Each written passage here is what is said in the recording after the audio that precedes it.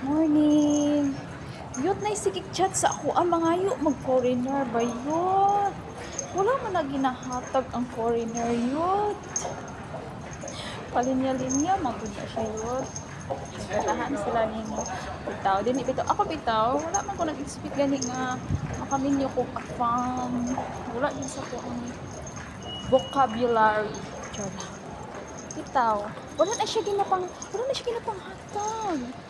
Maabot ra na sa imuha kung linya mo to ko na siguro ka nang kung linya jud mo ma'am kami yo kag afam kay naman ko'y friend nga trying hard kay siya youth maka ano og afam wala man siya napunit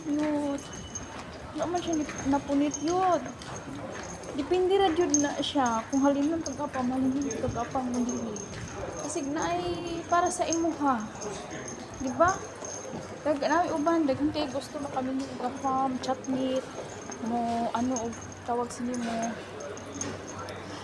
mag-download og mga app para maka-appam bayot. Ya wala man yun. So meaning to say, dili jud para sa ilaha. Di ba? Malay mo Pinoy. Okay man ang Pinoy. Ako nga gusto na ako Pinoy dati. Pero wala abot ang time nga dili naman ko ganahan og Pinoy. Joke.